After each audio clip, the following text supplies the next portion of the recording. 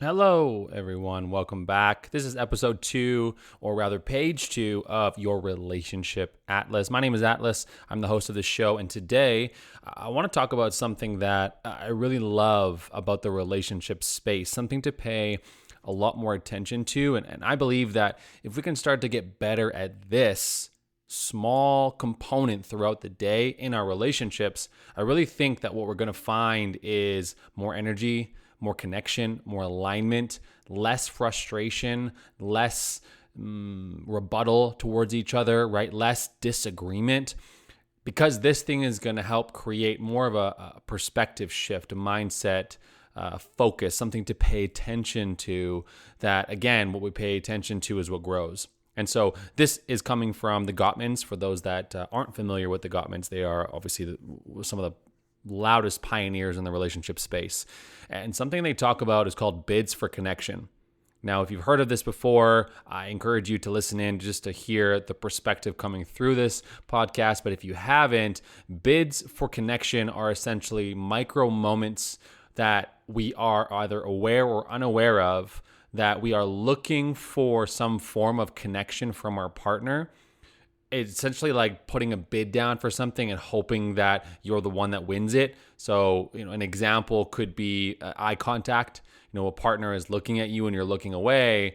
In that moment, they may be bidding for connection and you're not in tune or present enough. So you're missing the bid. You're missing the opportunity to offer a small moment of connection to your partner that they may be consciously or unconsciously seeking out. Now, again, I didn't coin this, so I'm not going to take credit for this conversation, but I want to share it with you because I think there's a really helpful analogy that I learned that will really help this process go along. So I just want you to imagine for a second that you are actively looking to make more money or be more financially secure in your life.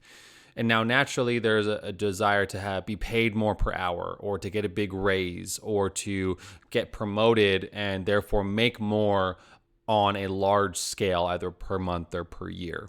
So that would be a form of, let's say in the relationship space, you could compare that to a date night, or you could compare that to an anniversary, something really loud and special and big that is monumental, that contributes to your overall connection, alignment, and prosperation, if that's a word, of your relationship dynamic.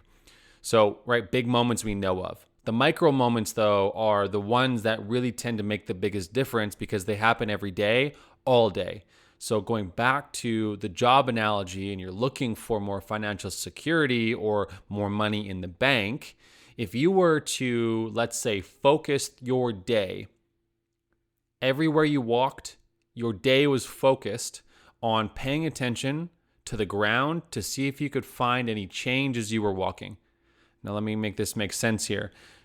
When you're walking and you find a penny on the ground, traditionally, if you even have pennies in where you are, a penny is worthless, essentially, right? We don't see it as something of value. But if you were to pay attention throughout the day, there's a chance that you could find 10 pennies or 50 pennies or 100 pennies. There's an opportunity in there for you to be more financially secure and rich simply based on paying attention to these micro moments throughout your day, to being in tune with your surroundings enough, and to also be on the lookout for opportunities for financial security. Now, take that and apply that to your relationship. What would your relationship look like and feel like if you were to pay attention to the micro moments in your day with your partner that may or may not be conscious or unconscious bids for connection, or rather we can see it as an opportunity to fill our love tank, to fill our love container, to have more prosperous love in our lives, right? The same way that we probably want financial security and abundance, there's a high chance that we're also looking for love abundance, connection abundance, abundance of alignment, abundance of intimacy in our relationship. And so this requires us to step out of our internal dialogue and be present in these scenarios. So there's a couple things that they talk about that are examples of bids for connection that I want to share. So I talked about eye contact, This one may or may not always be a bid, but I think what it gives us an opportunity to recognize is when I don't offer that eye contact in that moment, what is the result of this scenario? What happens then? And if I were to offer eye contact in return, how would that situation look like? Or what would it look like? Another great example is you're in the room together and your partner sighs. Now, there's no pre-context here. There's no pre-conversation. They just sigh. What would it take for you to be in tune enough to notice that sigh and just simply ask, hey, everything all good? Because I know a lot of times when I'm alone in a room, I don't really sigh that often. It's not something common that I do, or maybe I'm just unaware that I'm doing it. But when my partner's in the room and I'm going through something or navigating something or what have you, unconsciously, I may be looking for an opportunity to connect. I may be feeling separate or a little too distant. I'm looking maybe for something unknowingly. And so I'll sigh when I'm doing something, or I'll just take a breath, or maybe I'm thinking about something deeply and it creates that sigh sensation. And then I release air, I sigh. And my partner, what is great in that moment is if she can be in tune with her surroundings, to be present with our reality, to be able to catch that moment and to acknowledge it, to bring it to the forefront. And I can hear in that representation I just offered that may seem like it's asking a lot, or it may seem like I am inviting you to only ever pay attention to every micro moment in your relationship. And that's not necessarily the invitation here. The invitation is to pay attention more frequently to micro moments and use them as an opportunity to bring your relationship closer, deeper, so that you can have less moments of frustration and anger or bothersome experiences. And how that generally works is you're paying more attention to the good things, to the exciting things, to the loving things, that you are the annoying things or the irritating things or the differences. And when they come up, you've added so much money to your love tank, to your love bucket, to your love account, that those moments, they bother you less. There's less anger and frustration and chaos in those moments because you've overloaded almost the experience with so much loving experience and loving action that it is like, okay, cool, whatever. We can just move on. Hey, you know what? It's all good. I don't mind. I mean, it kind of bothered me, but it's all good. I'm loving where we're at right now, right? You can kind of sense of like, when you have $1,000 in your bank account and someone says, hey, here's $5, it's awesome, but it's not like, a really big deal. But when someone offers you a penny, you're like, I'm good. But again, if you were to add more pennies to your bank account, that could be $1,100, $1,200, $1,300. It's a perspective. It's a mindset, right? When you hold more capacity to pay attention to those things, right, then you're going to get more of them. So if you want more love in your relationship, then pay attention to the micro moments that will add again to your love account. Here's a couple other things that are in the world of bids for connection, things to look out for. Direct ask for your help or direct ask for your attention. That might seem obvious, but sometimes we miss that, right? Your partner's literally asking you for help or attention. Saying good morning or good night. I know sometimes for me, what will happen, used to happen more frequently, but as we filled our love tank, I noticed it a little bit less, is when we wouldn't say good morning or we would miss a good night, it would feel a little bit off, right? And so if I say good morning and I don't receive it, I'm generally going to think something might be wrong or that there is something to address here. And maybe there is, maybe there isn't, but a simple hello in the morning and night really helps. Asking for a favor, right? May not be about the favor. It may just be an opportunity that they're looking for to connect. Reading something out loud. Hey, listen to this, right? If you don't pay attention in those moments or you're lost in your own experience, right? That may actually cause a rupture in connection. So there may be some repair work to do immediately there. But if we were to be, again, perceptive in our environment and catch that micro moment, what is the positive possibility there? Pointing something out, right? When you're driving and they say, oh, look at that. And you kind of like look and you brush it off. That may have been a bid for connection. They may have been looking for a small micro moment of connection there, right? Alignment in what you're looking at, excitement together, curiosity together. Again, right? You can notice that there's a level of presence that a lot of this is asking for. Calling your name from another room. seeming sad or down, right? Physically carrying something heavy by themselves, seeming frustrated, small things, right? And again, a smile is another good one. Any sort of physiological difference from how they were to how they are now, right? These are small micro moments. Again, these are pennies along the road. They're pennies in the streets that you get to pick up and add to your financial or your love account. And again, the more you pick up because you're paying attention, the richer you are in that experience.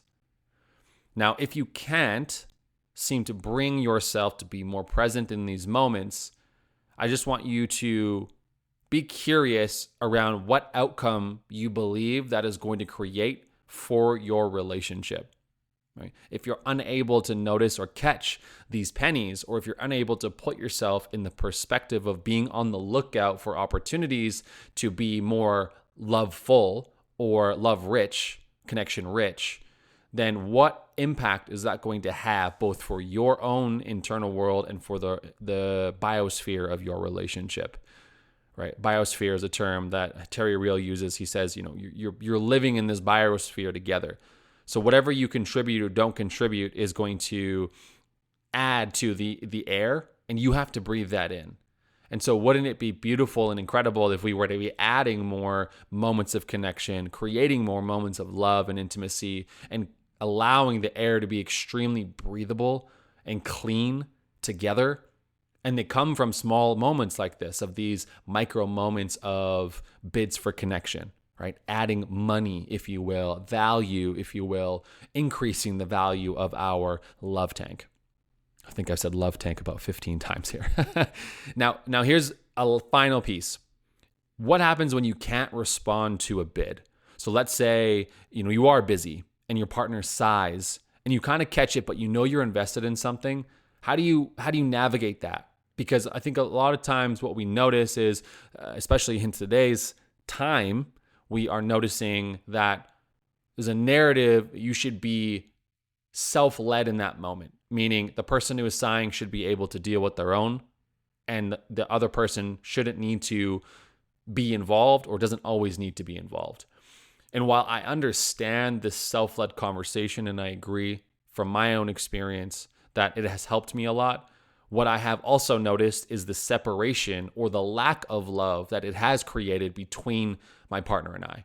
There's been a slight separation, a micro tear in there where we're so self-led sometimes that we actually hinder some of our authenticity, and we hinder some of our fierceness, our loving fierceness, again, a term coined by Terry Real, that prevents us from being as connected, aligned, and intimate as possible. And so there's a small work there to be done where we now reopen our gates from a place of ownership and accountability, but again, still authentic. I don't hide my emotional experience. So in this, my partner bids, she in another room, she sighs, I can hear her, and there's a curiosity in my brain because I'm present, but again, I'm trying to stay dedicated and focused on what I'm up to, right? What I would suggest doing in that moment is taking the 60 seconds to acknowledge my partner and to say, hey, all good in there? And then she might say, yeah, all good, just, frustrated with something, but it's all good, I got it. I'm like, okay, cool, let me know if you need anything. And then coming back to the space that I was in and working again, right? And you can hear, right, all I chose to do was pay a slight acknowledgement to my partner's experience, right? Which a lot of times is just the reassurance, the validation, and the small micro moment that we are looking for.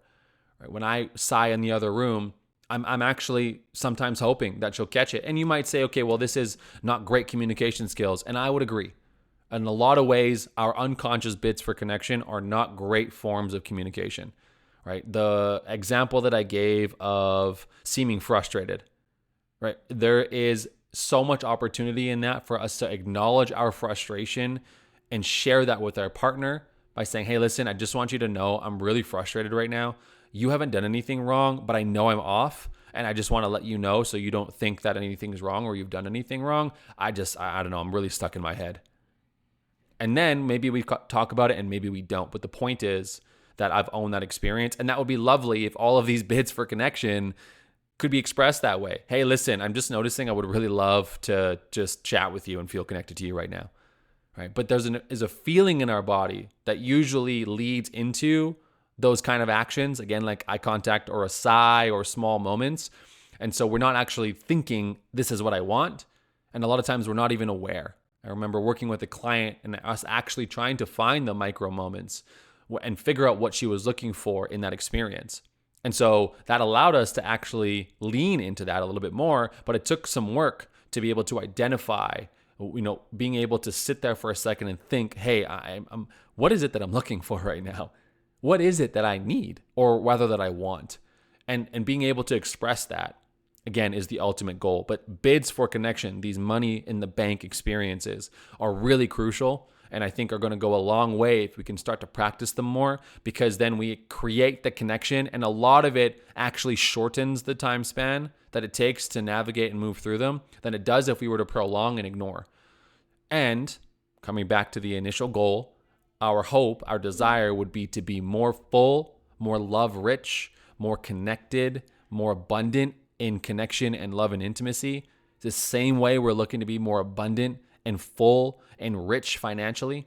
And so bringing those two worlds together and just noticing, hey, listen, if I want to be rich, I know what I need to focus on. But if I want to be better in my relationship, well, then there's a high chance that I already know what to focus on, but I'm not doing it right now. So let's reorient our mind. Let's challenge ourselves with noticing these micro moments throughout the day. And again, maybe we rephrase them as micro opportunities instead of micro moments. This is a micro opportunity, and the more I build those up, the better off we're going to be together. This is episode 2. That's all I got for you today. This is a part of the 2-part release series, so thank you so much for taking part in this journey, being here at the beginning. It means a lot to me. I love talking in this way. I love coaching in this way. I love supporting in this way. It's been a long time coming. I think a lot of my work personally has been getting to this point of being able to release something like this. And so I am super excited for this journey with you.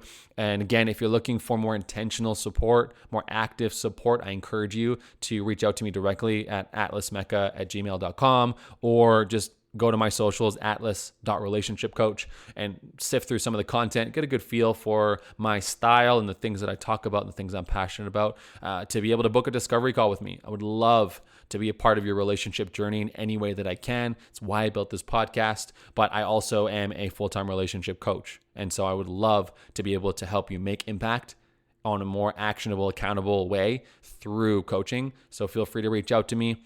If you are looking for more resources, again, all of my socials are atlas.relationshipcoach. Otherwise, I appreciate you so much for listening. Please don't forget to subscribe. You're the best. I will see you soon. Love y'all.